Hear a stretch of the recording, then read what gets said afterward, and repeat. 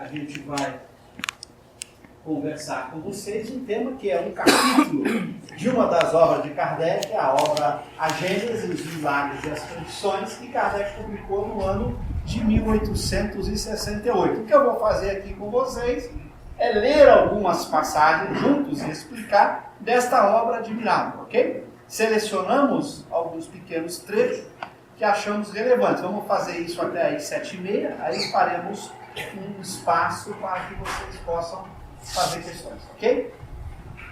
Bom, nesse capítulo 18º, são chegados os tempos em que tem esse item sobre a geração nova e que nós estamos estudando aqui. Kardec diz nesse texto que são chegados os tempos, dizem-nos de todas as partes marcados por Deus. Então, muitas mensagens foram ditadas na Europa e em vários lugares em que espíritos diziam que são chegados os tempos. Estava chegando um momento especial para a humanidade. Então é disso que Kardec trata. Isso era comum. Se você pega a revista espírita de Kardec, que trata lá de 1858 a 1869, você vai ver vários artigos na revista espírita, várias mensagens de espíritos falando que os tempos são chegados.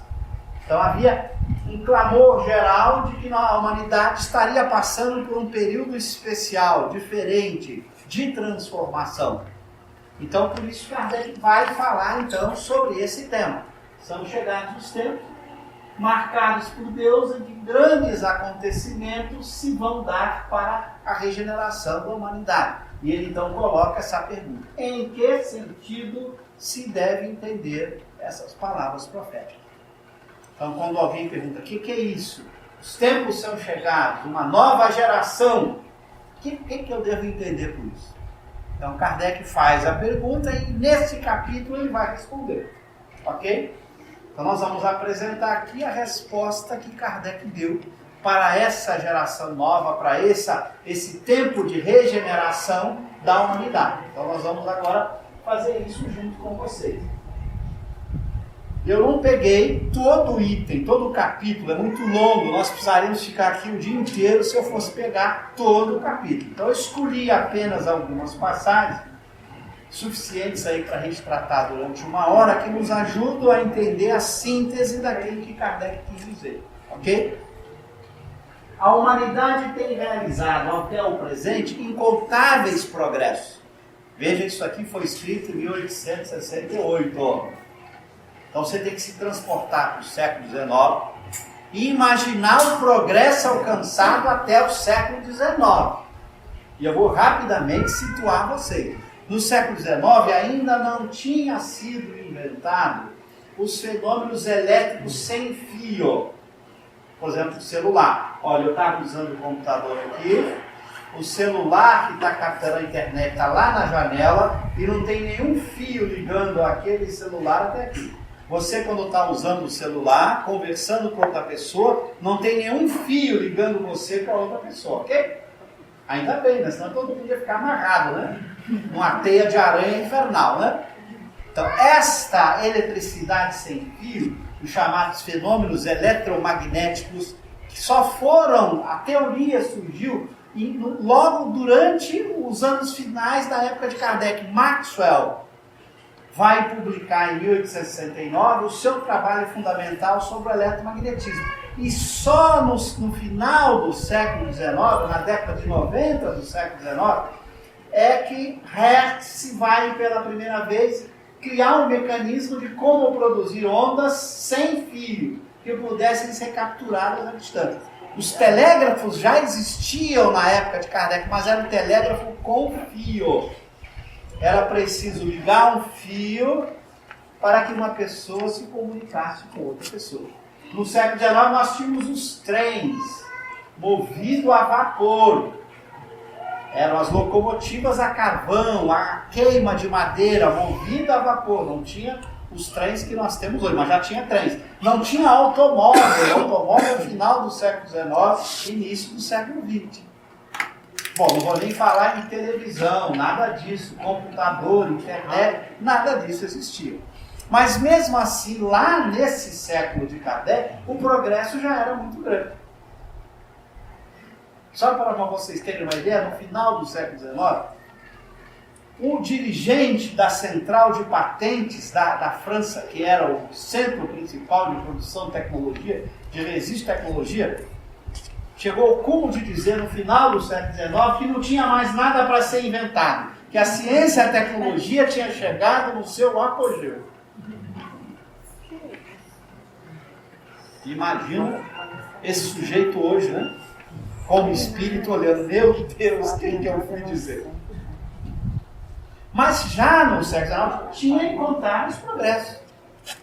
Já tínhamos o trem, já tínhamos o telégrafo sem fio, nós já tínhamos muito progresso mecânico, navios com esses motores a vapor, já tínhamos armas de guerra como canhões, vários tipos de armas de guerra. Não tínhamos ainda o avião, mas já tínhamos motores funcionando e já tínhamos muita conquista, muito conforto para as pessoas quando comparado com os anos anteriores, ok? Então ele fala, a humanidade tem realizado até o presente incontáveis progressos. Podemos repetir isso hoje. Esta frase é atualíssima, ok? A humanidade tem realizado até o presente incontáveis progressos. Os homens, com a sua inteligência, chegaram a resultados que jamais haviam alcançado. Imagina hoje, sob o ponto de vista das ciências, das artes e do bem-estar material. Resta-lhe ainda um imenso progresso a realizar. Qual é? Que vale hoje. Vale hoje. Ou de fazerem entre si, que entre si vem na caridade, a fraternidade, a solidariedade, que lhes assegure o bem-estar moral. Eu pergunto para vocês, já alcançamos isso? Já fazemos reinar entre nós a caridade, a fraternidade e a solidariedade? Em escala muito grande, não. Isso pode ocorrer no seio da casa espírita, no seio da família, em pequenas comunidades. Mas em grande escala ainda estamos longe disso. Então veja como o texto é atual. Resta-nos ainda dar esse salto moral, que é o que está faltando. A ciência não para, a tecnologia não para. É impossível a gente prever como vai ser a tecnologia daqui a 5 anos. É impossível. Se a gente tentasse falar, o que vai ser com a tecnologia daqui a 5 anos? Não temos ideia do que vai ser. Se você tentar dizer qualquer coisa, você pode errar e errar muito. Estamos caminhando por um desenvolvimento tecnológico tão sofisticado que a realidade virtual está entrando de uma forma tão grande que você vai poder conversar com a pessoa, talvez não sei em 5 anos, talvez antes ou um pouco mais, vendo a pessoa por inteiro na sua voz. Você está com saudade da esposa, ela está do outro lado do planeta e ela aparece na sua frente por completo, como você já vê em filme de ficção científica. Isso já está acontecendo. A tecnologia já está muito avançada neste ponto. Então é muita coisa virar, a gente não pode dizer. Mas do ponto de vista moral, ainda resta o que fazer. Então veja como esse texto é atual. Vou continuar.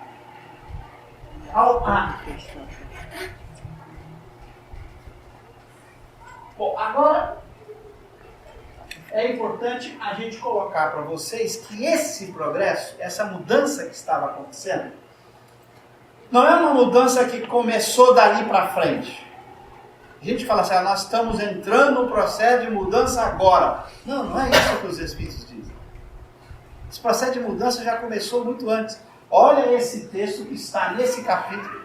De um espírito, há 2 textos fantásticos. Um de Arago, que é um cientista e pensador francês, que escreve, e o outro é do Dr. Barry, que Kardec coloca nesse 2 mensagens de 2 espíritos falando sobre esses tempos chegar. Olha o que vai dizer o Dr. Barry. A humanidade terrestre, tendo chegado a um desses períodos de crescimento, está em cheio há quase um século no trabalho da sua transformação, pelo que a vemos agitar-se de todos os lados, presa de uma espécie de febre, e como que impelida por invisível força. Assim continuará até que haja outra vez estabilizado em novas bases. Então esse processo de transformação não está começando hoje, nem vai acontecer daqui a 5 anos. Já começou há 100 anos, contando de Kardec para trás. Então nós estamos falando que isso começou no século XVIII. Não está começando agora. Quem está dizendo é esse espírito, Dr. Barry, que Kardec dá um aval ao colocar essa mensagem nesse capítulo admirável, dizendo que esse é um processo longo, em que a humanidade já está nesse processo de transformação há um bom tempo. E pelo andar da carruagem ainda vai muito tempo. Porque nós vamos ver as bases de mudança que serão necessárias para esse processo. E não tenha dúvida que a humanidade mudou muito do século XIX para agora. E mudou muito moralmente falando. Se você olha o que era o século de Kardec e o que é hoje, o século de Kardec, a escravidão era algo normal. A nossa escravidão desapareceu quando? 1888. Kardec desencarnou em 1869.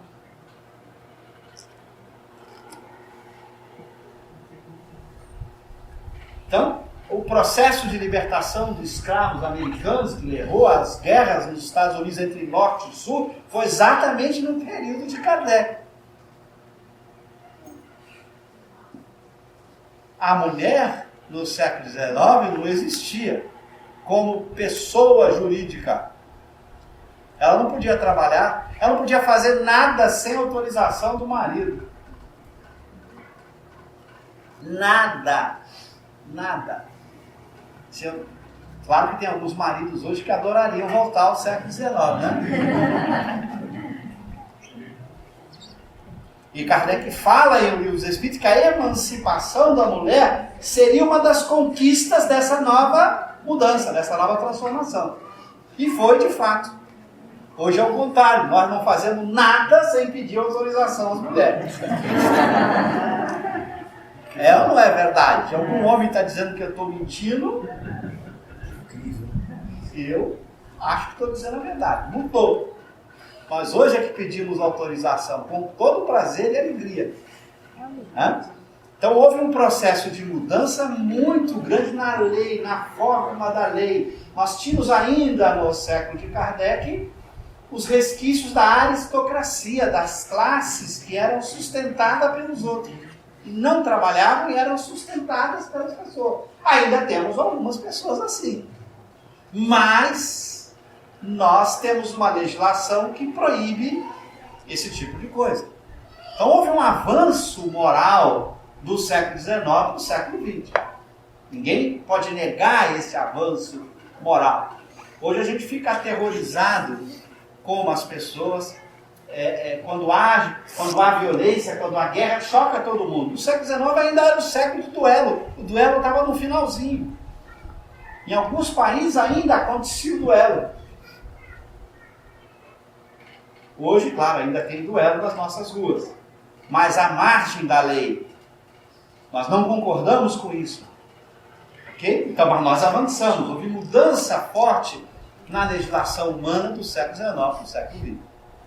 Um processo que, segundo o Dr. Barry, começou no século antes, começou no século XVIII e continua um processo de transformação profundo nas instituições, na sociedade. E esse processo ainda vai continuar. Mas não pense, portanto, que é alguma coisa assim que vai acontecer milagrosamente, num estalar dos dedos. Essa ilusão de uma transformação de fora para dentro milagrosa, que Kardec nunca apresentou nem os espíritos. É um processo cujo ritmo e o tempo depende de todos nós. Nós temos o livre-arbítrio humano, que podemos atrasar, ir mais rápido, ir mais depressa, ir mais lento. Depende de como a gente vai encarar a nova realidade, de que maneira nós vamos dar a nossa contribuição. Mas o processo está em curso. Ok? Ele diz assim: já não é somente de desenvolver a inteligência de que os homens necessitam, mas de elevar o sentimento. Aqui está a peça-chave que nós estamos esquecendo. A inteligência, ela vai sozinha. Aliás, está indo numa velocidade que a gente nem consegue prever. O problema é que nós precisamos elevar o sentimento. E para isso, faz-se preciso destruir tudo o que sobrescite neles o egoísmo e o orgulho. Que nós ainda estamos fortes, presos a esses vícios. Veja, não precisa olhar para a realidade social do nosso país, do mundo inteiro, da Europa, dos diversos continentes. Os melhores países, se a gente refletir sobre ele, do ponto de vista das conquistas sociais, ainda estão vivendo problemas sérios do egoísmo e do orgulho humano. Então estamos longe ainda de combater fortemente essas duas chaves. Avançamos, mas não podemos viver na utopia de que nós estamos já numa fase em que o mundo se transformará assim no estalar dos dedos. Não é assim. É um processo longo que já dura quanto tempo? Se nós usarmos a conta do Dr. Barry, 300 anos. 200 e poucos anos. Ok? Pode chegar a 500, a 1000. Não sabemos. Mas é um processo. Não vai acontecer algo milagroso, que alguém vai estalar o dedo, vai acordar no dia seguinte e o mundo está transformado. E é claro, todas as vezes que a gente pensa num processo milagroso, é muito curioso. A gente pensa que vai acordar, o mundo vai estar transformado, mas a gente quer estar ali dentro. A gente quer se incluir. Não é verdade? Todo mundo que pensa que vai haver uma transformação milagrosa, fica pensando em ele estar ali, né? Certamente na hora que ele olha para o seu inimigo, ele já quer que ele não esteja, né? Se ele não gosta de alguém, ele já fica assim, esse aí, o mundo vai mudar e ele vai ser expulso daqui, né? Enquanto eu vou estar. Ele sempre se inclui e exclui aqueles que ele não gosta.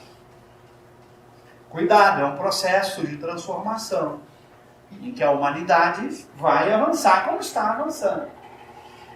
Está o período em que doravante vão entrar e que marcará uma das fases principais da vida da humanidade. Essa fase que neste momento se elabora, o processo de elaboração disso é um processo longo, é o complemento indispensável do estado precedente, como a idade viril é da juventude. Ela podia, pois, ser prevista e predita de antemão, e é por isso que se diz que são chegados os tempos determinados por Deus. E nós vamos ver que Kardec comenta que esse tempo foi um tempo de muita luta. Lembra, ele falou antes das duas grandes guerras. As duas grandes guerras estavam previstas já. Fica claro quando você vai ler na Revista Espírita, há textos que dão indicações das guerras que viriam. Então, eles já sabiam da necessidade das guerras. Porque o egoísmo humano precisava das guerras ainda. Para romper com instituições velhas, com concepções velhas de como a sociedade se organiza ou deveria se organizar.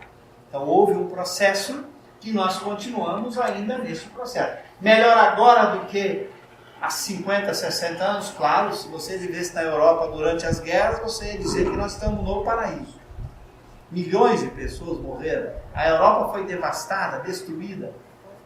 Então é claro que a humanidade melhorou muito, mas há muito chão. Aí continua ele. O progresso intelectual realizado até o presente, nas mais largas proporções, constitui um grande passo e marca uma primeira fase no avanço geral da humanidade. Porque a humanidade progrediu muito intelectualmente. Impotente, porém, ele é para regenerá-la. Então você não acredita que o progresso da inteligência vai ser suficiente para mudar a humanidade. Não vai. Enquanto o orgulho e o egoísmo dominarem, o homem se servirá da sua inteligência e dos seus conhecimentos para satisfazer as suas paixões e os seus interesses pessoais. O que acontece é que a gente fica mais sofisticado na satisfação do nosso egoísmo. Só isso. Ficou mais elaborado o uso que a gente faz da tecnologia, do conhecimento, da inteligência para satisfazer os interesses pessoais. Mas são os mesmos interesses pessoais que estão nos dominando. Né? A gente tem o prazer da maledicência. Antes a maledicência dava um pouco mais de trabalho, porque eu tinha que sair de casa e me encontrar com a vizinha ou com um colega do trabalho. Hoje a maledicência fica facilzinho, bata, zap, zap. Melhorou a velocidade com que eu sou maledicente. Melhorou. Não vai dizer que não. Olha o que a inteligência fez. Eu posso ser maledicente e deitar na minha cama. Nem, sem falar nada, só no polegar. E se quiser ainda botar o falar, porque fica mais gostoso ainda ouvir a voz, né? O falar. Você pode apertar o botãozinho. Viu aquilo? Sabe de fulano? Sabe de Beltrano? Então nós sofisticamos a fofoca. Mas o espírito de fofoca permanece em nós. Então, foi suficiente o progresso tecnológico? Não foi. É preciso atacar a raiz do mal que está dentro do mundo dos nossos sentimentos, das nossas paixões. A tecnologia não vai resolver isso. No século XIX, você fazia guerras matando os seus inimigos e os seus soldados. Hoje você pode fazer guerra matando só os inimigos.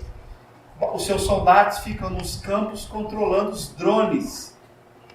Aviãozinhos não pilotados que explodem e que destroem as outras pessoas. Os seus soldados você já não destrói, mas os outros você destrói.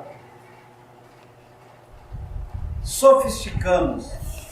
A tecnologia, a inteligência nos permitiu sofisticar, mas não resolveu o problema fundamental nosso, que é a transformação interior, o combate às paixões degradantes do ciúme, da inveja, da mágoa, da raiva, do ódio, que a gente está combatendo muito pouco. Muito pouco. É só cada um de nós meditar o quanto enfrentamos em nós essas paixões. O quanto você luta para enfrentar o seu ciúme, a sua raiva, a sua inveja, a sua mágoa. Olha para cada um para ver. Qual é o esforço que eu despendo na minha vida, se sou pai, se sou professor, para trabalhar com o meu filho ou com o meu aluno para que ele combata essas emoções ruins? A gente ensina matemática, física, história, geografia, política, sociologia, arte. Continuamos no progresso intelectual, mas o progresso moral a gente vai a passos de tartaruga. Tem hora que a gente para, dá um passinho pequenininho, aí para com uma preguiça, ficou cansado. E nós vamos num ritmo muito curto. E é o progresso moral que vai definir a nova geração, não é o progresso intelectual. Não adianta olhar para as conquistas tecnológicas para dizer, nós chegamos numa nova geração. Não, nós vamos ver mais adiante.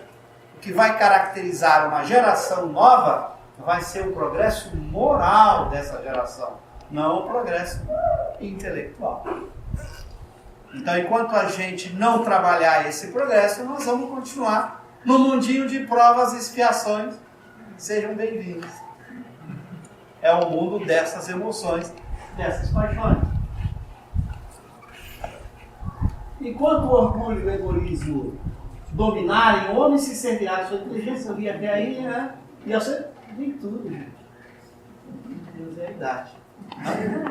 Será ainda o progresso moral que, secundado então pela inteligência, confundirá os homens numa mesma crença, fundada nas verdades eternas, não sujeitas a controvérsias e, em consequência, aceitáveis por todos. Nós temos que caminhar por uma crença que seja muito mais sólida. Porque nós estamos acompanhando hoje pessoas se matando em nome de crenças. Olha as guerras que nós estamos encontrando na Síria. Olha as guerras religiosas que nós vivemos em pleno século XXI, em nome de crença.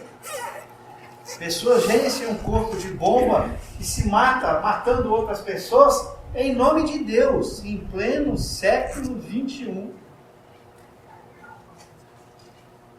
A unidade de crença será o laço mais forte, o fundamento mais sólido da fraternidade universal, obstada desde todos os tempos pelos antagonismos religiosos que dividem os povos e as famílias. que fazem sejam uns os dissidentes vistos pelos outros, como inimigos a serem evitados, combatidos e exterminados, em vez de irmãos a serem amados. Nós olhamos aqueles que têm crenças diferentes da nossa como inimigos a serem combatidos e não como irmãos a serem amados. Olha a mudança de postura que nós temos que ter conosco. Olharmos para o companheiro que pensa diferente de nós como irmão a ser amado e não como inimigo a ser eliminado, a ser extirpado. Essa mudança precisamos fazer. Se não fizermos, não damos esse salto para esse tão sonhado mundo de regeneração que todo mundo fala, que todo mundo almeja. Essa geração nova terá que ser uma geração diferente. Então precisamos ter uma crença mais sólida, firme, que permita a conciliação entre a razão e o coração, de forma absolutamente tranquila. Para que eu olhe para aquele que pensa diferente e diga, puxa vida, eu tenho que amá-lo. Esse é o desafio que nós estamos enfrentando hoje. Bom, mas Kardec vai continuar. Aqui eu tirei uma frase muito importante da Revista Espírita para a gente refletir sobre por que é ruim a gente valorizar demais a crença e valorizar de menos os sentimentos. Essa é uma frase importante de Kardec na Revista Espírita, que ele diz assim: se estiveres em dúvidas, fazeis sempre o bem. Os erros do espírito sempre pesam menos na balança de Deus que os erros do coração. Olha a saber o que são os erros do espírito. São os erros do pensamento, do conhecimento. Uma pessoa não aceita a reencarnação. Eu, como espírita, tenho conhecimento espírita e já tenho certeza de que a reencarnação é uma lei natural, mas a pessoa não aceita. Então ela está cometendo um erro do espírito. Do meu ponto de vista, está cometendo um erro do espírito. Ela está recusando algo que eu sei ser uma verdade. Mas esse erro do espírito pesa menos na balança de Deus do que o erro do coração. Se eu agrido por isso, se eu não trato com caridade, com amor essa pessoa que pensa diferente de mim, o meu erro é pior do que o dela. É isso que está escrito aqui. Se eu agrido alguém, firo alguém, para defender a verdade, eu estou sendo pior do que ela. Mas ela está aceitando uma coisa falsa. O erro do espírito pesa menos na balança de Deus que o erro do coração. Então eu não posso errar com o erro do coração em nome de fazer com que ela entenda a verdade. Não é essa a forma adequada de me conduzir. Então você vai aprender a respeitá-la no seu erro, mas você tem que respeitá-la, você tem que praticar com ela o amor e a caridade. Lembrando que se você não fizer, o seu erro será maior do que o dela. Então as pessoas não precisam errar no coração, embora divirjam nas ideias. Tenham erros de crença. Você vai tentar ajudá-la a não ter esse erro, mas sem cometer você o erro da falta de caridade. Então é essa lucidez do pensamento kardeciano. Se eu não cultivar os sentimentos elevados, eu não vou fazer a transformação que a gente espera que aconteça para uma geração nova. Eu tenho que cuidar fortemente do mundo interior, dos meus sentimentos. São mais importantes. Se eu descuido disso, não adianta dizer, eu sei de cor todas essas verdades espíritas. E daí? Não é o conhecimento da verdade que vai fazer você dar esse salto. É a vivência desta verdade. É a sua transformação interior no mundo dos seus sentimentos. De nada adianta você dominar toda a ciência do mundo, ou mesmo a ciência espírita. Se você não praticar a caridade, você não é da geração nova. Você continua na geração velha. E se o mundo se transformar, e se todos avançarem na direção da geração nova. O que vai acontecer com você vai ficar na retaguarda, vai voltar para um mundinho de provas e expiações, vai ser professor desse pessoal lá para ensinar a ciência, lá num planeta bem complicado, no meio de muita gente egoísta, para você aprender que ensinar a ciência é uma parte, mas não é a parte mais essencial. A vivência deste conhecimento, a transformação no plano do sentimento é mais importante. Então veja o quanto a gente tem que caminhar e cuidar muito do plano dos sentimentos, que a gente tem descuidado. E como temos descuidado? Da educação moral, da transformação moral, como a gente tem descuidado? Com os nossos filhos, com os nossos alunos, conosco mesmo em primeiro lugar. Porque há no processo de educação moral algo curioso. Você não é capaz de ensinar alguém a não ser invejoso se você também não buscar não ser. A educação moral só é possível de ser executada pelo exemplo.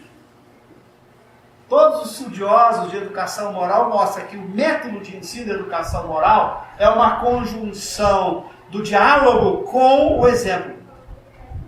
Você vai dialogar com o seu filho, mas não basta esse diálogo se você não der para ele o exemplo.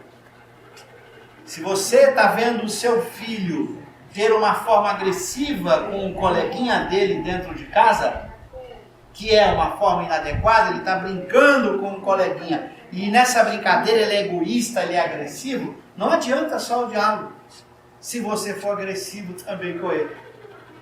Se você não dar o exemplo do que é tratar uma pessoa com respeito, não adianta simplesmente dizer para o seu filho que ele deve tratar os outros com respeito. Você vai ter que dizer, dialogar com ele, porque o ensinamento moral depende da razão, da reflexão, mas depende também do exemplo. Então você tem que conjugar as duas coisas, o que torna o ensinamento moral muito mais difícil do que ensinar física ou matemática. Eu posso ensinar física e matemática para vocês sendo um crápula. Não vai interferir em nada. Posso dar uma bela aula de matemática para vocês sendo um péssimo exemplo de cidadão. Vocês podem aprender matemática e dizer assim, nossa, o Cosme é um professor de matemática extraordinário. Como aprendi matemática com ele? Agora, não é possível fazer isso com educação moral. Educação moral não é diálogo apenas, não é discurso apenas, não é reflexão apenas. Ela exige o compromisso do exemplo. Por isso é mais difícil. É mais fácil o pai falar com o filho, dizer para ele, isso é certo, isso é errado, mas ele precisa viver o que ele está dizendo que é certo. Então o exemplo na educação moral torna o processo de educação moral mais lento. Porque na hora de exemplificar, a gente às vezes não está disposto a enfrentar os próprios interesses. Então esse desafio do processo de mudança interior, que é o desafio em que você tem que dialogar, tem que conversar, tem que argumentar, porque a razão tem que estar presente, mas o exemplo tem que fazer parte dessa modalidade de ensino, o que é às vezes muito mais difícil. Então lembrando Kardec, esta frase é para a gente não esquecer.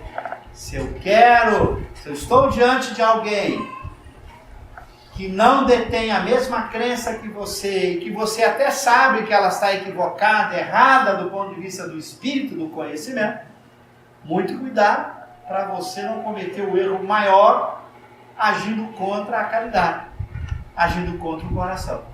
Então esse é o desafio, saber que o outro pode pensar diferente, respeitá-lo, ajudá-lo sempre que possível para que ele possa mudar a sua crença, sem feri-lo, sem desrespeitá-lo.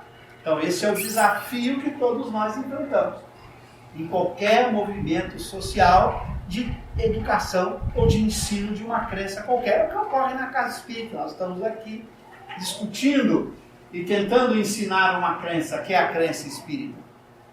Mas eu não posso fazer isso sem desprezar o coração. Se eu fizer isso, eu estou deixando de cumprir uma das leis do próprio Espiritismo, que é não esquecer jamais do coração. Para que na terra sejam felizes os homens, esta frase é danada. E a gente tem que meditar fortemente nela. para que na terra sejam felizes os homens, preciso é que somente a povoem espíritos bons, encarnados e desencarnados, e somente ao bem se dedica. Então Kardec coloca aqui nesse capítulo, quando é que na terra os homens serão felizes? Aí, para que na terra sejam felizes os homens, preciso ou seja, é necessário, não tem outro caminho, é que somente apovoe espíritos bons. O problema é que a gente nunca estudou muito bem para saber o que é o espírito bom que Kardec fala. Nós erramos fortemente, eu sempre tenho dito isso no estudo da escala espírita, quando Kardec nos ensina quem são os espíritos bons. A gente confunde espírito bom com as boas pessoas. Não é isso. Quem são então esses espíritos bons que vão ter que povoar a terra? Encarnado e desencarnado. Ele faz questão de dizer dos dois lados. Porque espírito bom do lado de lá já tem aos montes, que são os nossos anjos guardiães. O problema é que está faltando muito do lado de cá. Está faltando muito encarnado. Então vale a pena rapidamente colocar para vocês uma síntese muito rápida, não é esse o objetivo nosso aqui, da escala espírita. Para a gente ter uma ideia de quem são esses espíritos bons na classificação de Kardec. E todas as vezes que vocês estiverem lendo uma obra de Kardec, apareceu lá a expressão espírito bom, Kardec não erra. Quando ele usa a expressão espírito bom, é no sentido que vai estar aqui. E ele não cria nenhuma confusão de linguagem. Porque os espíritos bons não são os espíritos familiares. Espíritos familiares são nossos parentes e amigos que morreram. É muito provável que a maioria dele não seja espírito bom. Nós vamos ver quem são os espíritos bons. Kardec nunca confunde quando ele vai falar dos familiares e dos espíritos bons. Com muita distinção. Ele dá distinção o tempo inteiro para você não confundir. Quem são então os espíritos bons? A escala espírita tem 3 níveis ou ordens de espíritos. Os puros ou perfeitos, que é a mais evoluída de todos. Os bons e os imperfeitos. Eu brinco sempre, aqueles que me acompanham já há muito tempo, eu peço até desculpa, tem alguns aqui. E eu costumo dizer que eu faço uma pergunta só para saber se a gente é espírito bom ou não. Basta uma perguntinha. Se você responder sim, você não é espírito bom. Se você responder não, você é espírito bom. Ok? Vamos combinar aqui? Uma pergunta. Respondeu sim, é espírito imperfeito. Respondeu não, é espírito bom, ok? Sejam sinceros. Vocês sentem alguma vez na vida ciúme, inveja, mágoa, tristeza, raiva? Sim. Vou repetir. Vocês sentem alguma vez na vida ciúme, inveja, mágoa, raiva, ódio, tristeza? Sim. Mas só tem espírito imperfeito. Veja como são raros. Agora o que Kardec diz na frase anterior, posso voltar? A Terra só será feliz quando aqui estiverem encarnados. Gente, onde estão eles? Não tinha ninguém aqui. Por quê? Porque o que faz a gente ter os conflitos que nós temos, pai com filho, marido com mulher, patrão com empregado, país com país, vizinho com vizinho, é ciúme, inveja, mágoa, raiva, ódio, tristeza. Pode olhar, qualquer conflito humano, qualquer, tem a raiz desses vícios. Qualquer. Fulano está brigando com Beltrano, inveja, ciúme, raiva, ódio, tristeza, mágoa.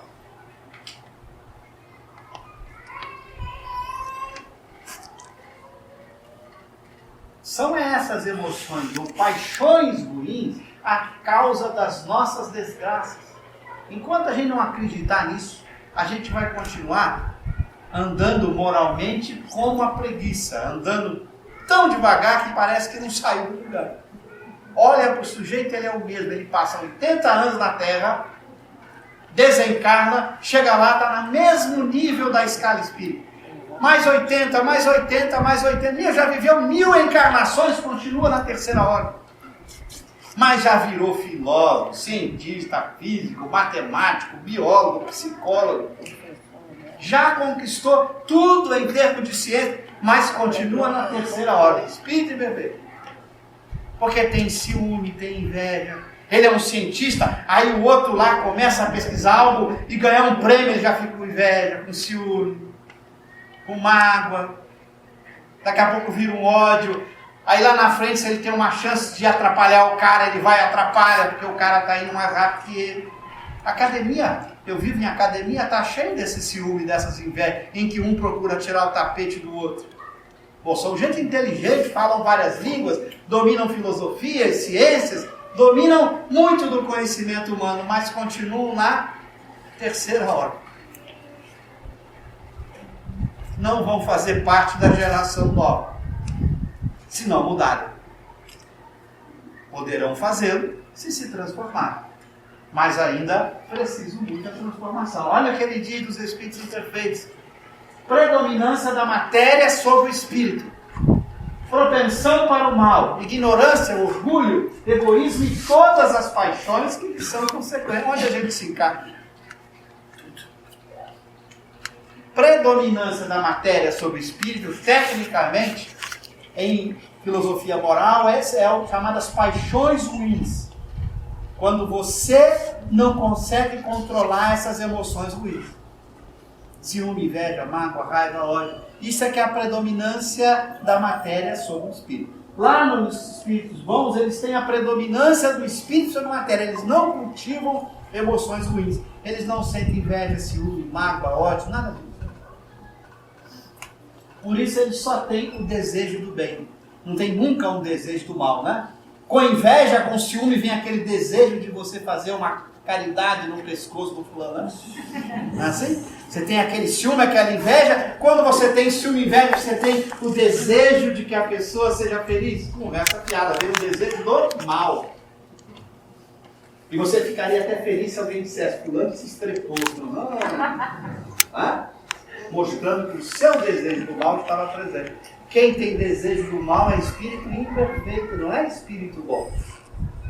Espírito bom nunca pode ter desejo do mal, nunca! Mas nem uma vezinha, nenhuma vezinha. Se tiver uma vezinha, é espírito imperfeito. Por isso que os espíritos bons são raríssimos quando encarnados, raríssimos. É só vocês se perguntarem para vocês, né? Quantos vocês conhecem?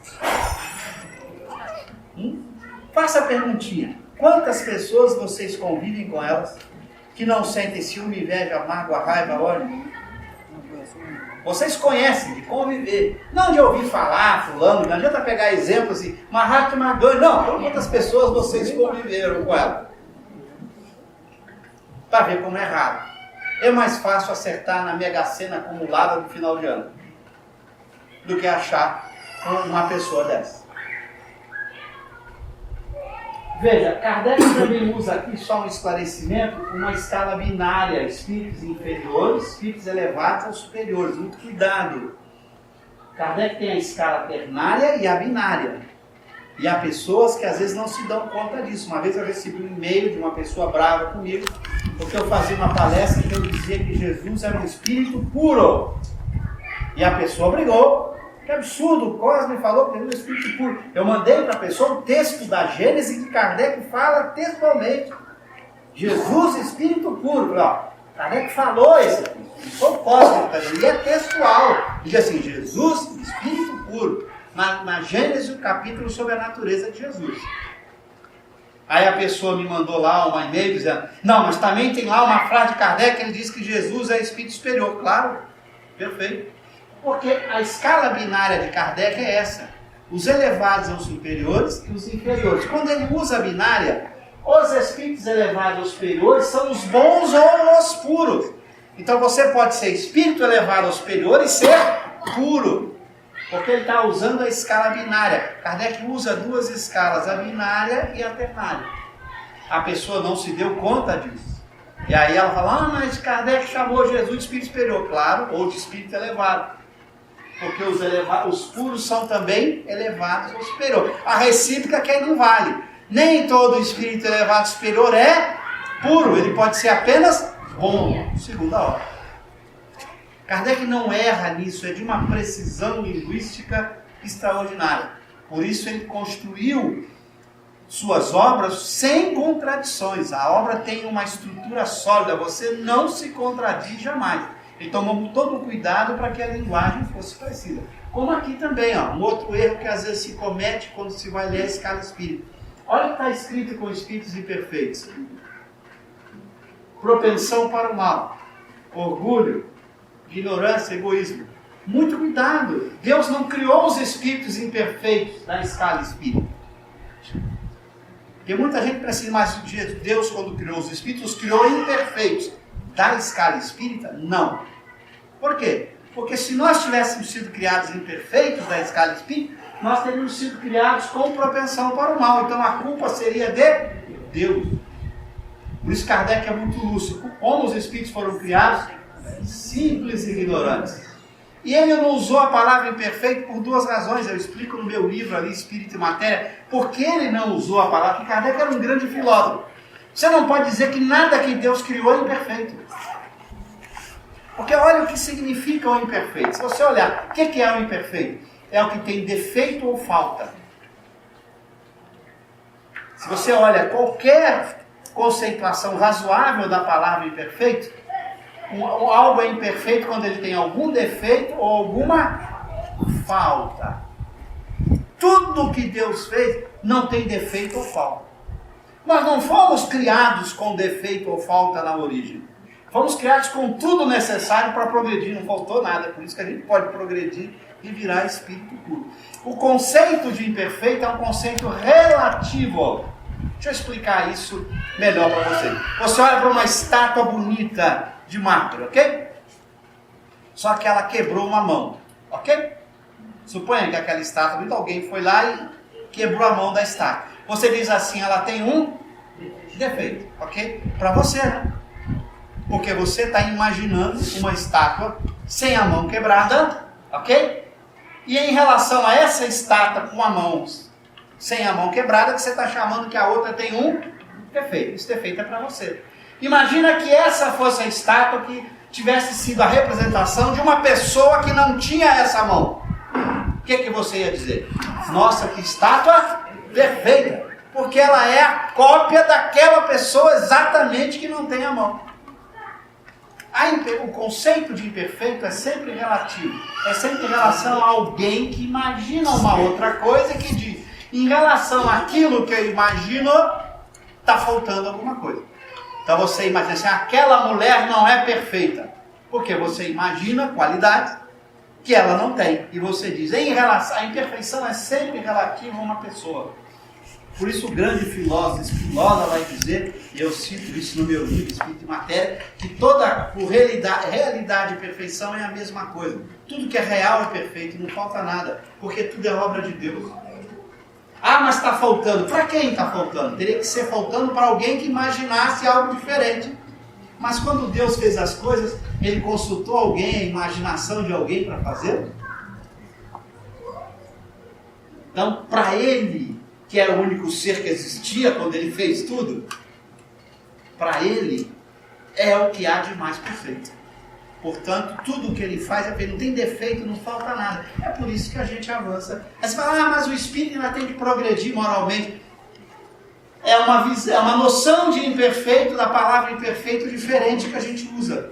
Porque você compara com um determinado conceito de perfeição moral e você diz, olha, está faltando avançar moralmente falando. Mas não que ele tenha defeito. Nenhum espírito nasceu com defeito nenhum. Não tem defeito de fabricação em nenhum de nós. Mas Deus, inteligentemente, fez um espírito perfeitamente capaz de virar perfeitamente moral. Ele deu ao espírito tudo necessário para que ele conquiste todo aquilo que é moral a partir do próprio esforço. Desse ponto de vista de Deus, nós somos perfeitos. Porque Ele nos fez perfeitamente aptos para avançarmos moralmente. Não falta nada. Se faltasse, alguém não chegaria lá. Todos os espíritos vão chegar na primeira ordem. Porque Deus nos fez perfeitamente capazes de chegar à primeira ordem. Nós não temos nenhum defeito de fabricação.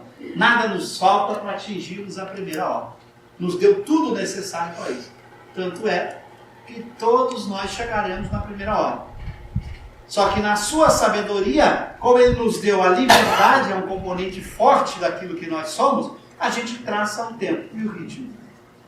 Uns demoram bilhões, outros muitos bilhões para chegarem lá.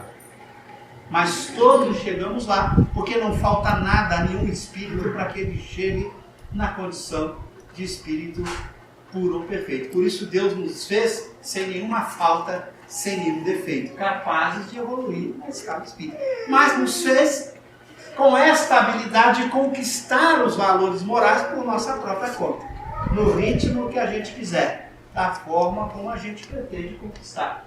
Então, muito cuidado. Deus não fez o espírito imperfeito da escala espírita, porque senão teria nos feito mal, nem fez o imperfeito do dicionário ou da filosofia. Ele nos fez simples e ignorantes. Olha a sabedoria de Kardec na escolha do termo. Simples e ignorante. Capaz de progredir e avançar. Perfeitamente capazes de progredir e avançar até atingir o estado de espírito puro ou perfeito. Então veja o cuidado de Kardec com a linguagem. Se ele usasse a palavra imperfeito, os filósofos iriam questionar. Como é que um Deus perfeito cria algo imperfeito? Os filósofos iriam questionar. Então ele usou o termo certo e reservou a palavra imperfeito para a escala espírita, chamando de espírito imperfeito esses que cultivam as paixões más. E que foram conquistas nossas. É curioso quando você olha o progresso do espírito, é assim, ó. O espírito é simples e ignorante, criado por Deus.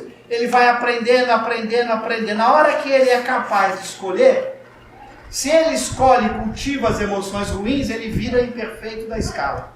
A imperfeição da escala já é um estado muito mais evoluído do que o simples e ignorante. Ele sai de um estado zero, diz Kardec, nulidade zero, eu explico no meu livro e boto o texto de Kardec em que ele diz isso. Ele sai de um estado zero, evolui para espírito imperfeito. Nunca há retrogradação, só tem evolução. Ele evoluiu para espírito imperfeito. Mas essa evolução para espírito imperfeito foi um caminho ruim. Ele podia ter evoluído simples e ignorante para bom e para puro, sem passar pelo imperfeito. É uma evolução mais rápida. Se ele aprendesse o certo, adquirisse a experiência de escolha e só escolhesse o bem desde o começo, quando ele aprendeu a escolher, ele iria virar espírito bom e não voltava mais. Mas a maioria de nós gostou de pegar esse atalhozinho aí, né, que na verdade não é um atalho, é um desvio por um caminho muito mais difícil.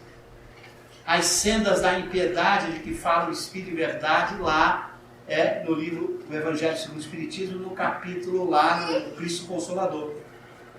Nós seguimos pela senda da impiedade, ao invés de seguirmos pela senda da devoção a Deus. Impiedade não é falta de compaixão. Há um problema na palavra piedade em francês.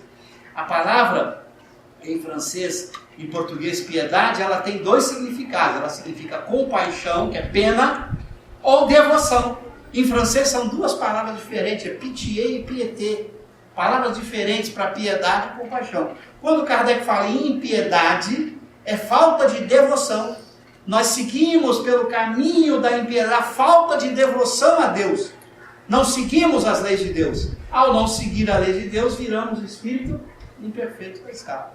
Se nós tivéssemos seguido o caminho de devoção a Deus, iríamos para espírito bom e de lá para espírito puro. O progresso seria muito mais rápido.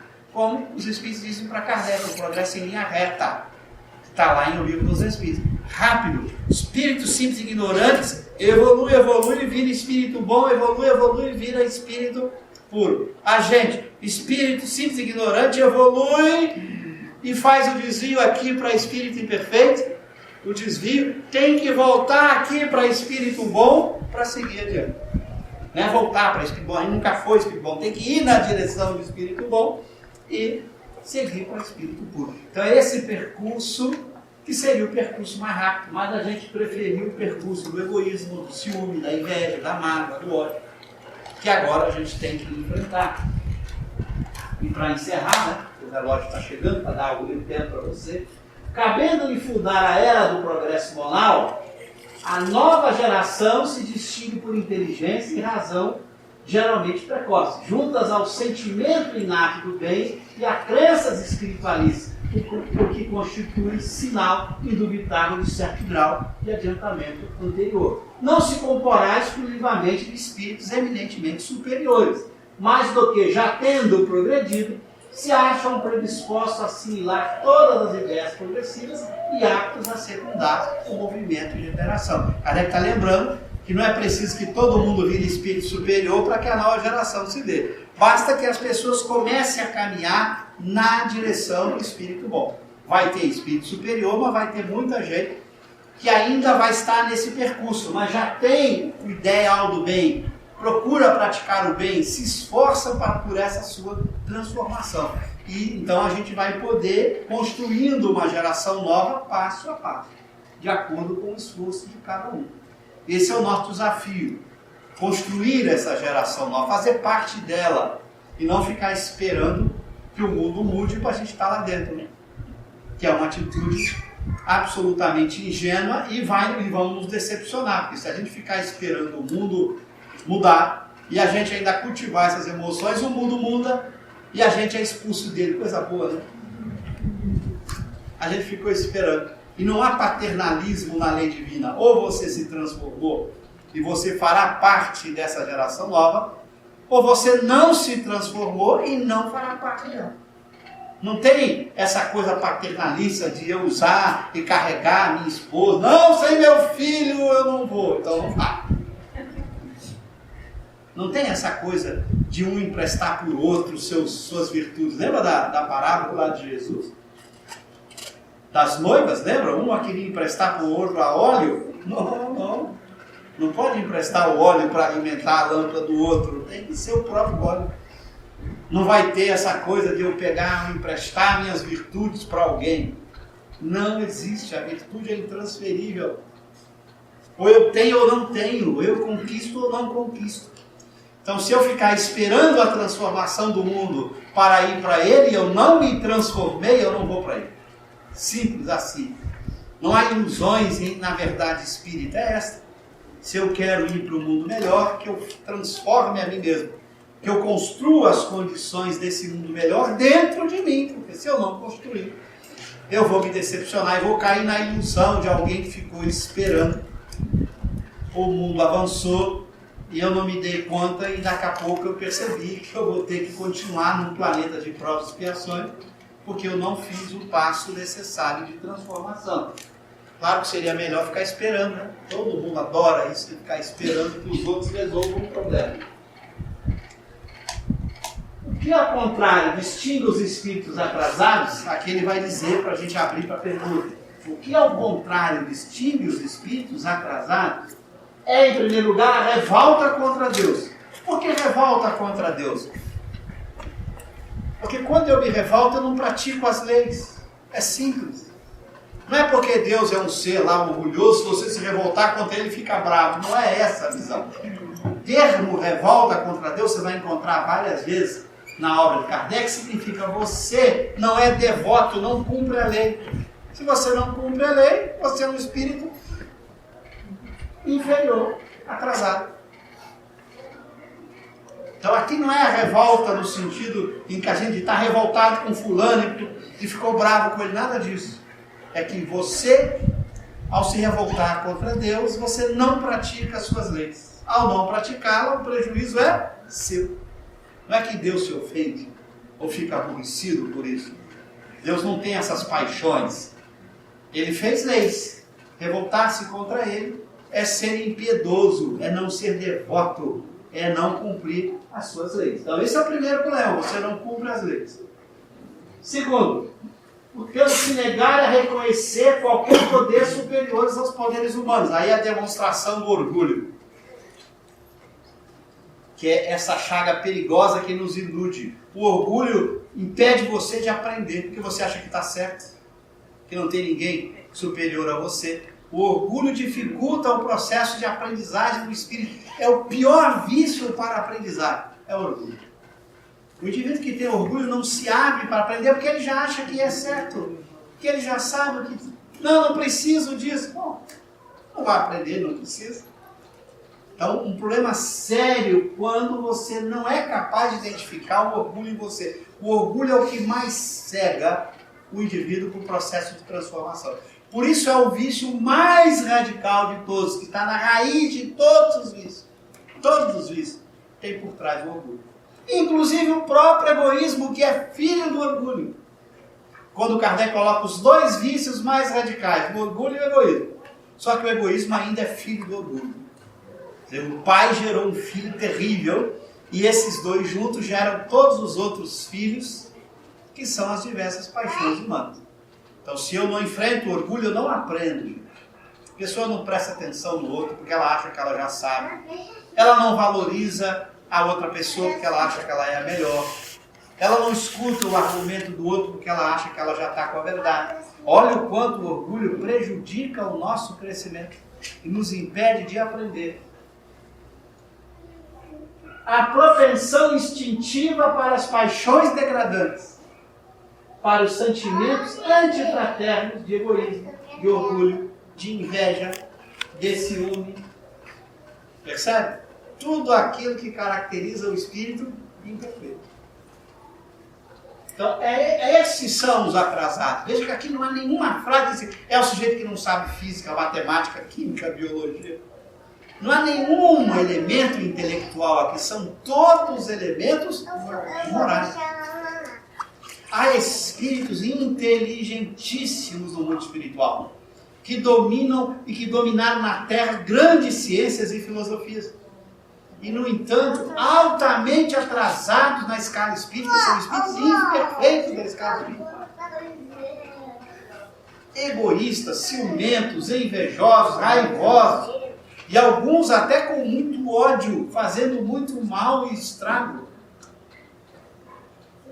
No entanto, se você fosse fazer um debate intelectual com um espírito desse, você ia se sentir uma mosquinha.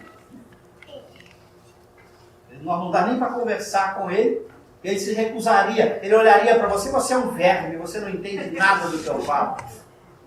Porque ele domina ciências de todo tipo, matemática, filosofia, você não consegue nem conversar com ele. Nossa, que espírito superior da escala espírita, não.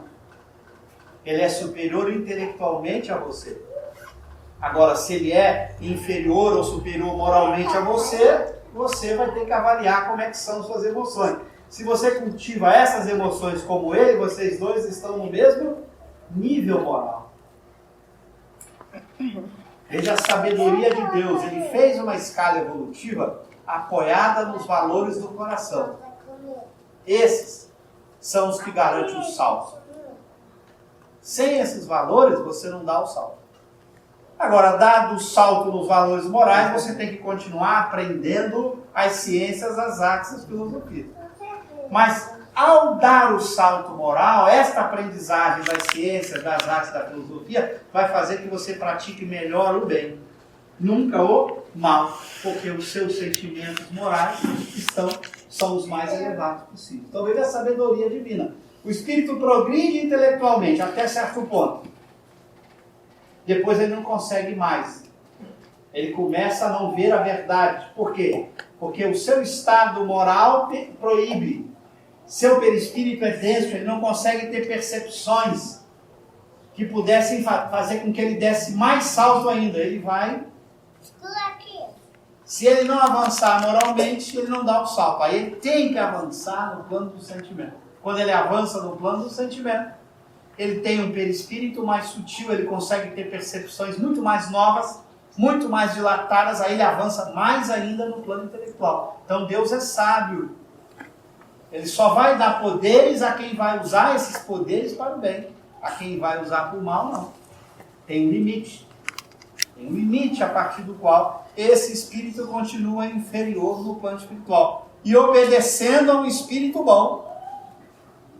Mesmo que o espírito bom saiba menos física e matemática que ele. Olha a lógica com que a escala espírita foi construída por Allan Kardec. Não tem nada de intelectual lá, como a gente viu. No salto da escala, é o salto moral. Então isso é o que distingue os espíritos atrasados. Então cada um de nós pode saber, estamos no nível do espírito bom ou dos atrasados. E se continuamos nos atrasados, não vamos caminhar para a geração nova. E se o mundo avançar mais rápido em direção a esse estado, a gente vai ter que mudar de mundo. Quem não muda a si próprio, vai ter que mudar de mundo. Quando essa mudança vai ocorrer? Não sabemos. Veja que os espíritos não precisaram datas. O Dr. Barry disse que há 100 anos o processo já estava iniciando de transformação. Isso 100 anos antes de Kardec. Nós já estamos 150 anos, 160 anos depois. Então nós já temos quase 300 anos em que o processo está acontecendo. Quando o processo vai acontecer, só Deus sabe. Porque só Deus sabe o mundo interior de cada um de nós para saber quando a humanidade vai se transformar moralmente, construindo um mundo melhor a partir dessa transformação. Então veja, a transformação será de dentro para fora e não de fora para dentro. Talvez decepcionante, mas é a verdade. A verdade, a gente costuma dizer em filosofia, ela não está preocupada em agradar nem desagradar. A verdade é a verdade. Você se submete a ela pura e simplesmente. Por isso a verdade é uma mulher, vocês sabiam disso? A verdade, feminino. Porque sabe o que você faz diante da verdade? O que você faz diante da verdade? Sim, senhora. Ok? A sua única conduta diante da verdade é: sim, senhora, vou fazer em direção. Sim, senhora. Ok? Quanto é 2 mais 2? É 4. Vamos votar? Tem democracia com a verdade? Já viram democracia com a verdade? Vamos votar, gente, se eu largar esse copo ele vai cair ou não? A gravidade existe, eu não quero ir votar? O que você faz diante da verdade? Sim, senhora. Quando se conhece a verdade, a única coisa que você faz é sim, senhora. Por isso que a verdade se impõe. Se impõe. Não é à toa que escolheram o feminino para ser verdade. Você obedece feliz a verdade. Porque se não obedecer feliz é pior. Porque ela não vai mudar se você ficar infeliz. Ela vai continuar sendo o que é. A verdade é o que é, define os filósofos. Quer você goste ou não goste, quer você queira ou não queira. Freud vai definir a ilusão de uma maneira notável. Diz, a ilusão é quando você confunde os desejos com a realidade. A realidade é o que é. O problema é seu se você deseja o contrário da realidade. Isso é ilusão. Se você deseja o contrário da realidade, a realidade não vai mudar para se acomodar aos seus desejos. Mude os seus desejos para se acomodar à verdade. A verdade se impõe a todo indivíduo que a conhece. Ela é livre e liberta o homem de si mesmo. Para fazer uma homenagem a um amigo que acabou de citar essa frase do meu livro que ele leu, está presente aqui. Veja como eu tenho boa memória. Ele citou, botou lá e eu lembrei da frase: a verdade é livre e liberta o homem de si mesmo. Ela é livre porque ela não obedece a ninguém. Ela só obedece a si própria.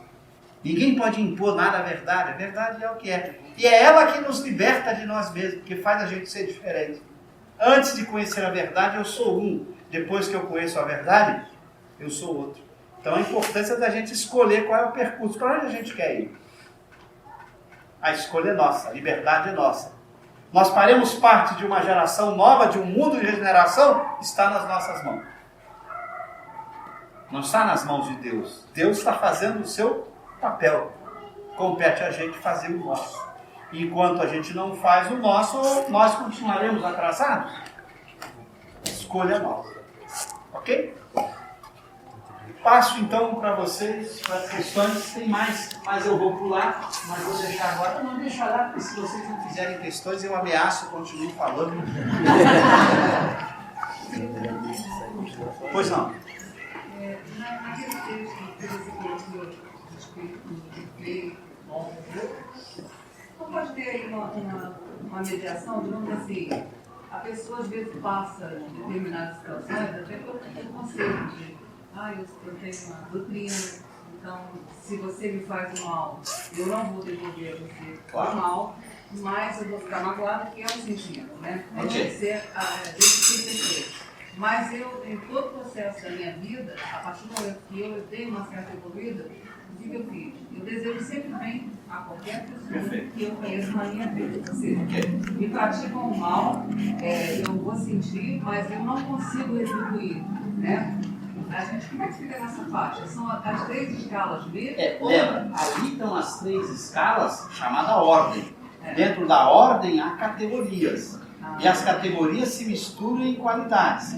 O que acontece é que as pessoas que já contam até 10 e não estão mais avançadas. Lembra? A passagem do imperfeito para o bom não é um salto, é um processo em que você vai conquistando virtudes, eliminando paixões passo a passo. Você eliminou algumas, mas ainda tem outras. De repente você demora para eliminar a mágoa. Tem gente que segura, não faz mal, mas ainda guarda aquele sentimento de mágoa. Vai chegar uma hora que ela vai ter que descobrir que esse sentimento de mágoa só está prejudicando a ela.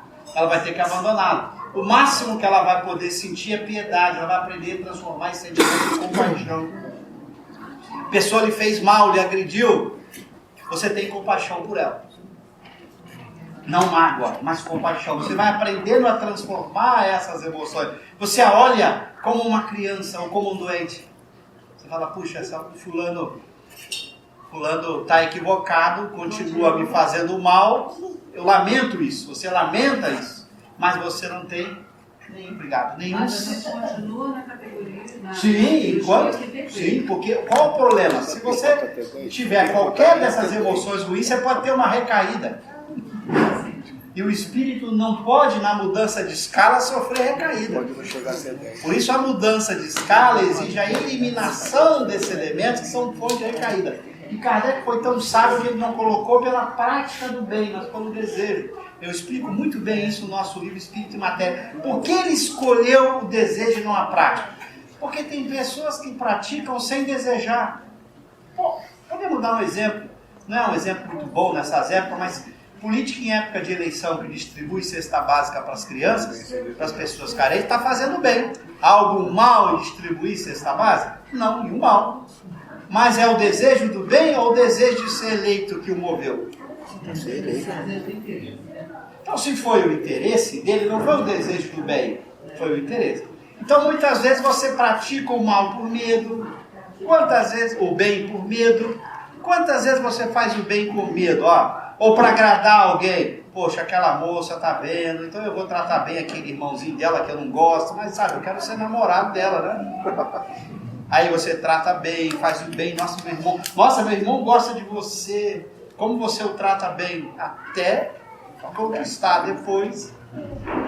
Então, às vezes você faz o bem por interesse, sem ter o desejo. Então não é pela prática do bem. E às vezes você tem o desejo do mal e não pratica o mal por falta de oportunidade. Kardec dá um exemplo na Revista Espírita, quando alguém pergunta sobre Nero, o grande imperador romano que matou muitas pessoas. Você imagina se Nero, numa vida passada, tivesse tido uma doença de imobilidade completa, um tetraplégico, alguém que sofreu uma doença degenerativa que o impedia de agir. Ele pode, na vida passada, ter sido um desses. Fala, nossa, ele não fez mal nenhum. Não fez mal nenhum, porque não conseguia. Aí, na vida seguinte, ele vem em Nero e faz um estrago. Ele regrediu? Não.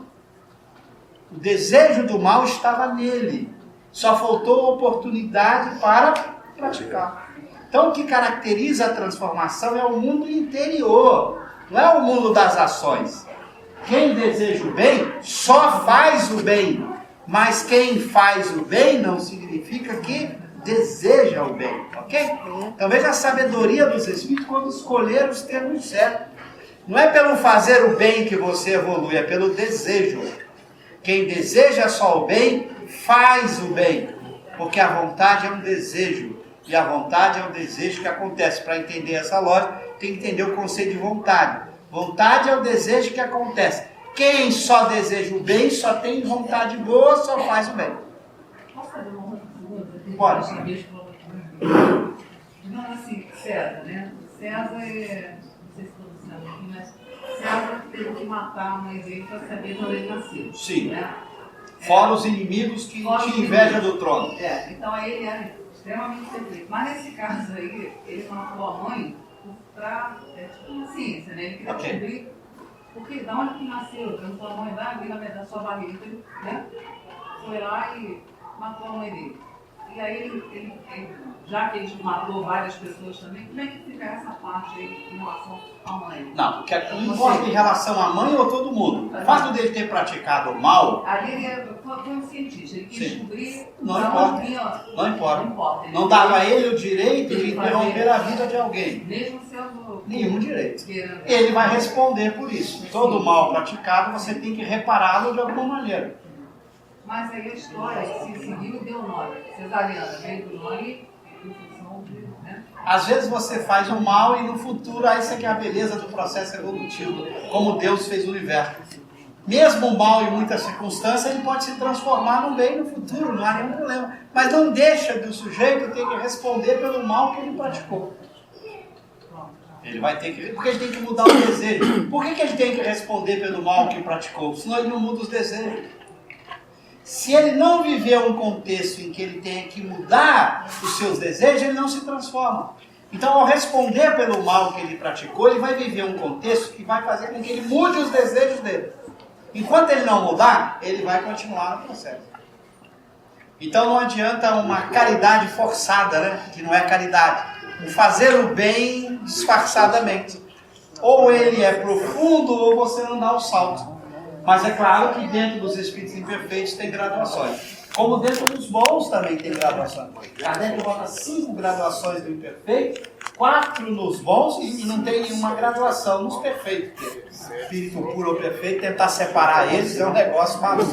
Você nem consegue entender o que é um deles e ainda mais tentar separar um do outro. Porque imagina, ó, não sofrer nenhuma influência da matéria, sabe o que significa moralmente? Pra vocês entenderem a complexidade disso. Ó, os imperfeitos cultivam as paixões ruins. Ciúme, inveja, mágoa.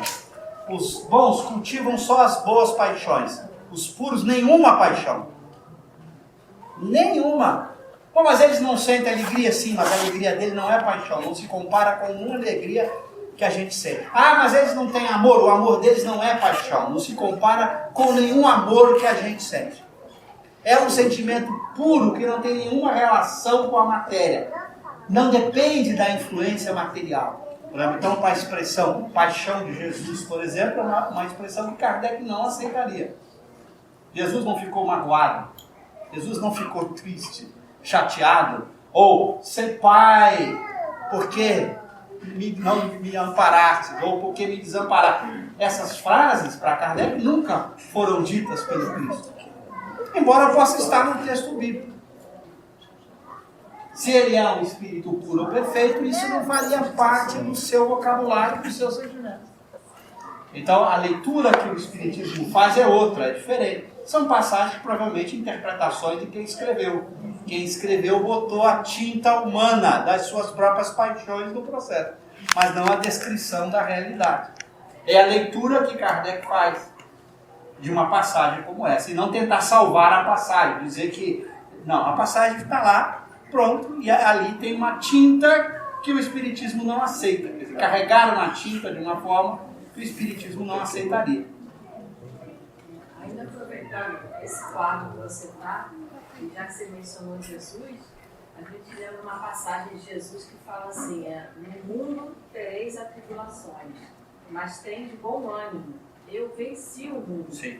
Esse eu venci, eu acho que Jesus estava querendo dizer para a gente que ele passou por essa etapa também de espírito inferior há séculos, milhões de anos atrás, antes até do planeta Terra ser formado. A gente participou claro, a gente não sabe, tá? Porque ele poderia ter seguido um desses retos, tá? Porque como você tem 2 percursos, ele poderia, ele não sabe. Eu acredito que não deva existir nenhum espírito que tenha evoluído reto. Eu acho que é um processo didático importante, até como você falou ali, né? dele ter que conhecer o que é o erro, dele conhecer o que é assassinar alguém, cometer diversos erros, para depois ele sentir que é horrível aquilo e nunca mais... Perfeito. Eu tive essa mesma impressão que você. Ele tem que passar... Mas, por incrível que pareça, e Kardec, inclusive, dá exemplo de um que encarnou na Terra. Quem? Um espírito lá, depois eu posso te dar a referência na revista espírita, de um que tinha passado pela Terra. Que não é conhecido, passou por uma pessoa simples. Era um espírito bom que não passou pela fase... Não, sim, mas aí então é possível. Não, mas... Ele não passou pela... Não, ele nunca foi imperfeito da escala. Nunca foi. Ele seguiu em linha reta. Eu acredito que seja uma etapa importante para a pessoa, quando está evoluindo, ela passar conhecendo, tanto é que a parábola do filho pródigo, porque aquele filho, na parábola do filho pródigo, o irmão que nunca passou por nada, veio reclamar, por que para mim, eu sempre fui bom, nunca mandaste observar um boi, não fez essa festa, e pro outro meu irmão, passou por tudo aquilo, você mandou fazer essa festa, e falou da importância dele ter vivenciado toda a parte da integridade do erro, para depois ele chegar a receber a única de que realmente evoluiu. Né? Não, mas veja, mesmo nessa parábola você tem aí a expressão da possibilidade de alguém que não passou por aquilo, que estava lá, junto com o pai, na parábola. Veja, aquele ali não passou por aquele caminho, ele era tratado do mesmo jeito. Mas pensa numa coisa para talvez lhe ajudar a pensar. Por que eu só tenho que aprender vivendo a própria experiência? Por que eu não aprendo com a experiência alheia? Alguns filósofos definem a diferença entre o sábio e o ignorante assim. O sábio aprende com a experiência alheia, o ignorante precisa vivê-la. Mas será que todo o tempo ele conseguiu sempre É possível. Conhecer o mal não significa praticá-lo. Claro que ele conheceu o mal. Claro que ele conheceu, mas conhecer não é vivenciá-lo. Eu posso conhecer, certamente muitas coisas na vida é assim. A pessoa conhece um vício, vendo o outro praticar, fala, aí eu não vou. Aí eu não vou. Por esse caminho, você já me mostrou que não vale a pena. Então, conhecer, não há necessidade para conhecer de praticar. Ok? Não há necessidade nenhuma para que você... você não precisa matar alguém para aprender que matar alguém é alguma coisa que não deve fazer. Você não precisa. Pode ser que você, inclusive, como espírito imperfeito, não tenha matado ninguém. Não, mas eu acho que todos esses pormenores, desde quando você é puro e simples, até chegar lá a ser puro, eu acho difícil. Eu estou de pleno acordo com você. É difícil a gente imaginar. Puro e simples, não ter passado por simples.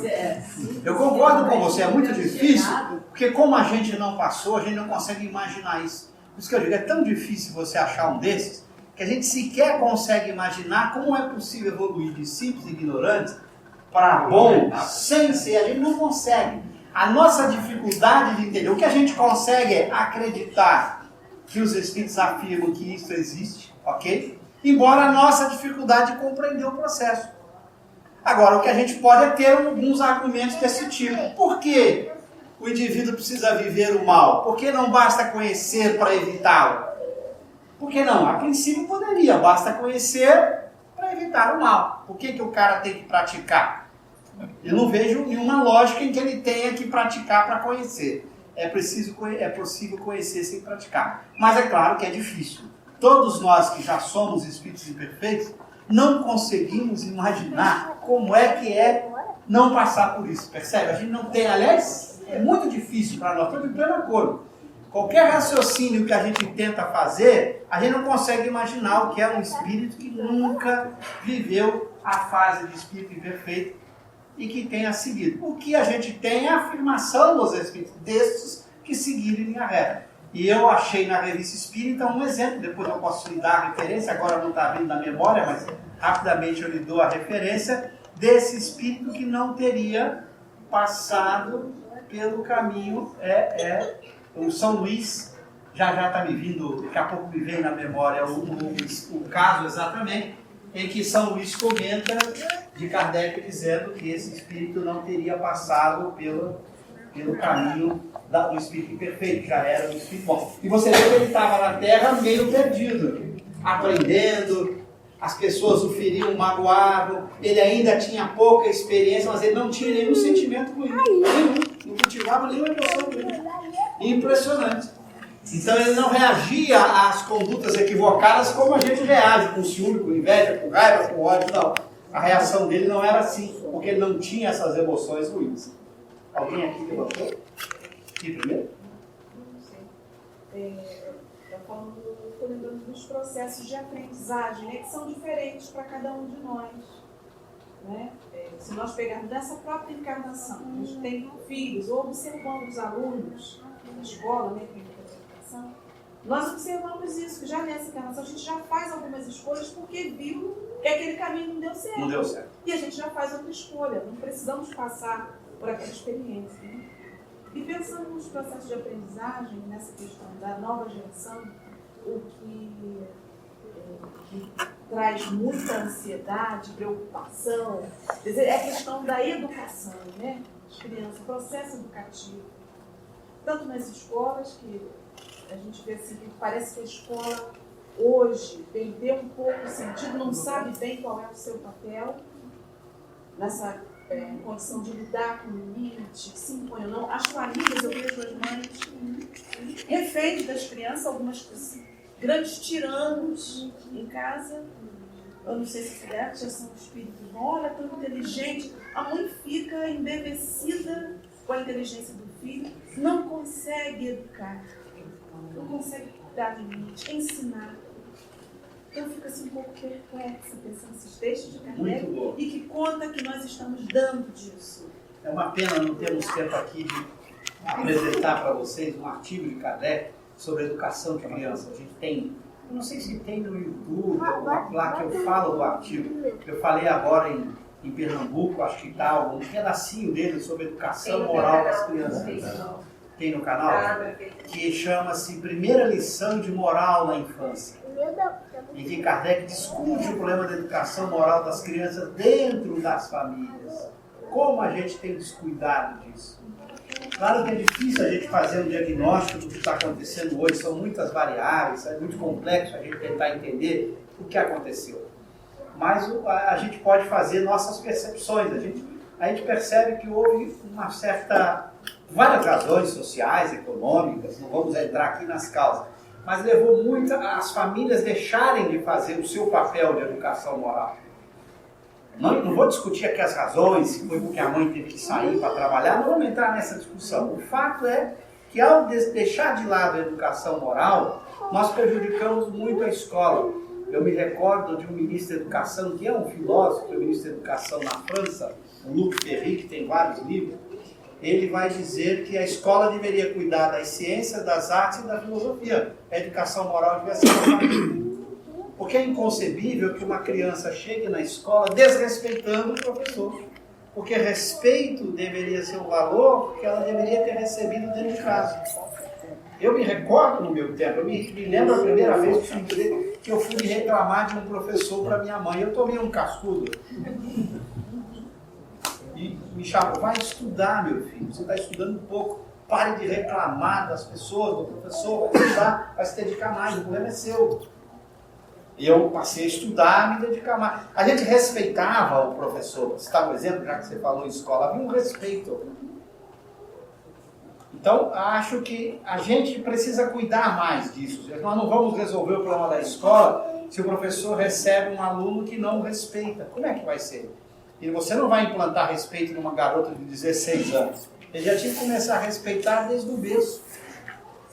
Desde os 2, 3 anos, respeitar o outro, prestar atenção no outro, ouvir o outro, colaborar, servir, educar. Veja, agora na Copa do Mundo, vocês lembram o exemplo no estádio do pessoal japonês, as crianças limpando? Se fosse no Brasil ia ter processo, porque estão abusando do trabalho infantil. As crianças, os caras seriam processados.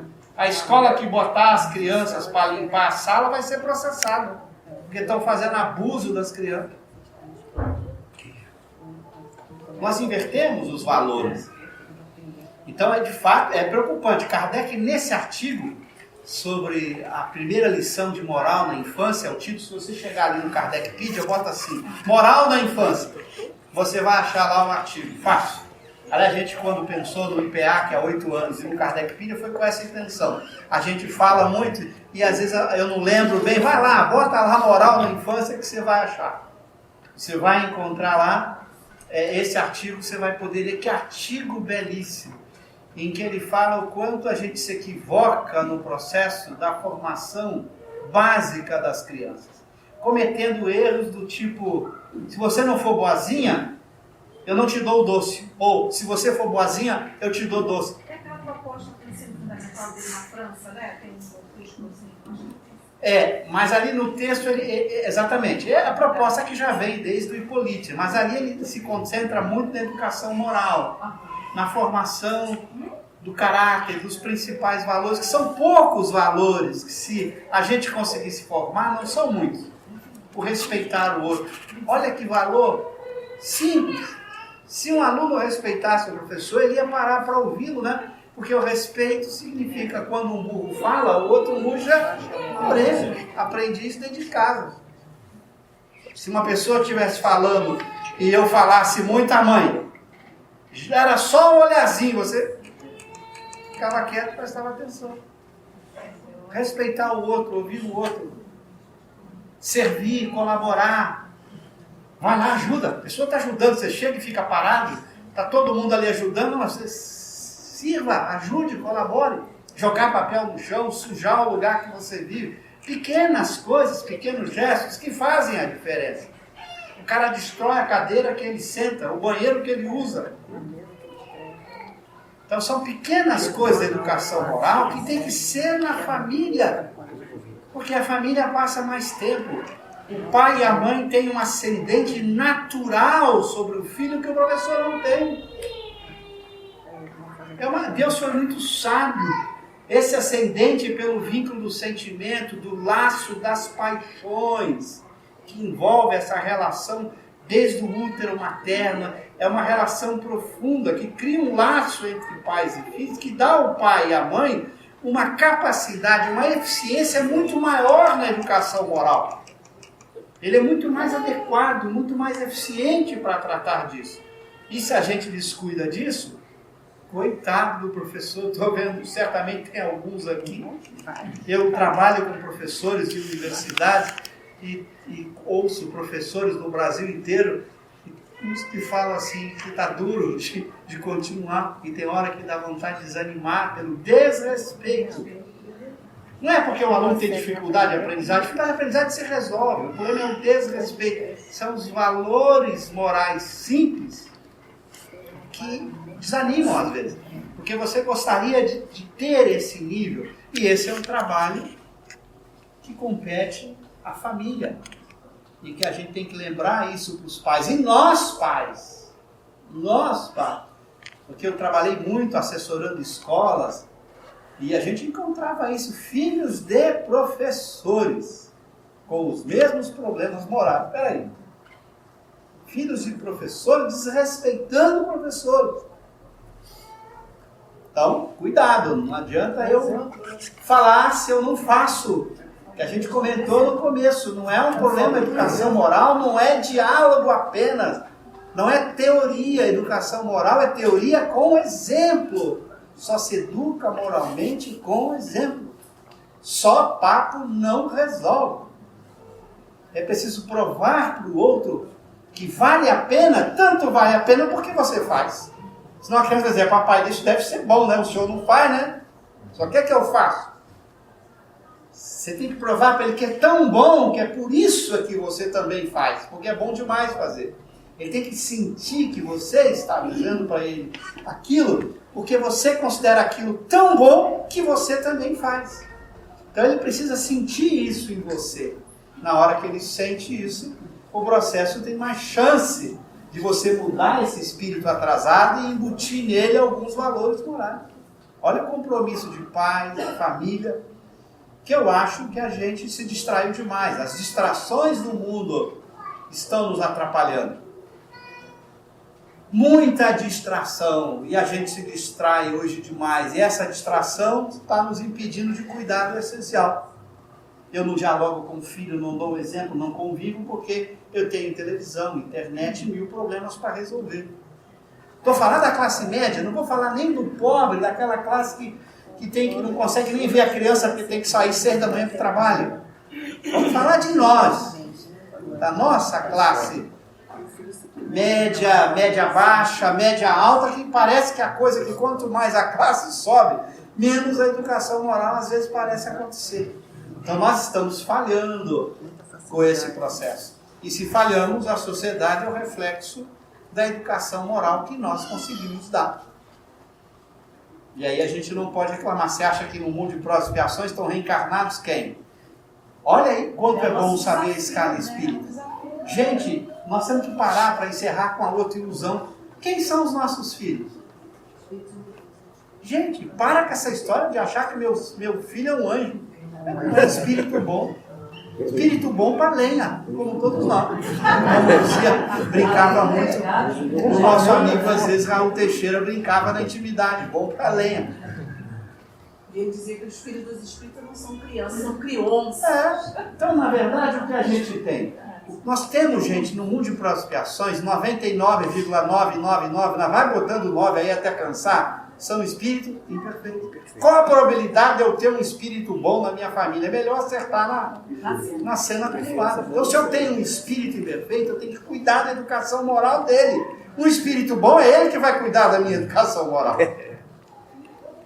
Então eu não posso ficar nessa ilusão, meu filho é um anjo. Olha como inteligência não quer dizer nada. Nada na escala espírita. Inteligente, é apto, lida com isso, lida com aquilo, é arte, é artista, é inteligente em matemática. E a educação moral? Como é que são os sentimentos? Como é que ele lida com os amiguinhos? Com ciúme, com inveja, com raiva? Só defende o próprio interesse, prejudica o outro, mente, engana? É isso que eu tenho que ficar de olho, porque é isso que eu tenho que corrigir nele. Aí depois eu vou reclamar de empresários, de homens públicos que cometem corrupção. É o resultado da nossa educação moral que falhou.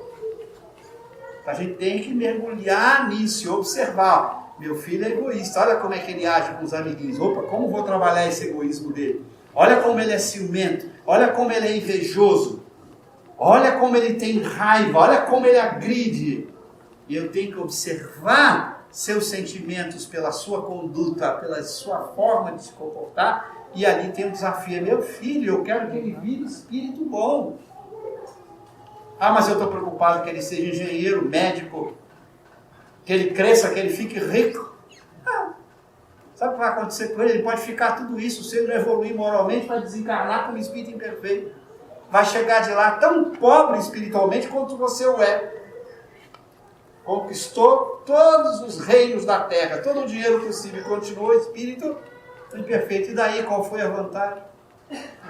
É a ilusão nossa quanto aos valores. Bota lá no Kardecpedia, a mensagem de Pascal, a verdadeira propriedade. A gente já falou, não me lembro se foi aqui. Qual é a verdadeira? O que faz um homem rico na visão? São as virtudes. Não é o patrimônio intelectual, não é o patrimônio material, é o patrimônio moral. Isso é que faz um indivíduo ficar rico. Então a gente tem que observar isso. Como eu vou cuidar disso? Meu filho está muito ciumento, como eu vou ajudá-lo? Mas eu também não posso dar demonstração de ciúme, eu dou demonstração de ciúme na presença dele o tempo todo. Eu alimento o ciúme dele porque ele vê que eu também sou ciumento e me sinto bem com o ciúme. Aí ele fala, vou ver como é que o ciúme é bom, minha mãe sente também com o ciúme também. Então você vai ter que dialogar e dar um exemplo, dialogar e dar um exemplo. Aí a gente vai construir uma humanidade melhor. Primeiro, construindo essa humanidade dentro de cada um de nós. Muito obrigado aí pelo estudo de vocês. A Lídia pede para eu colocar aqui. Olha quanta coisa.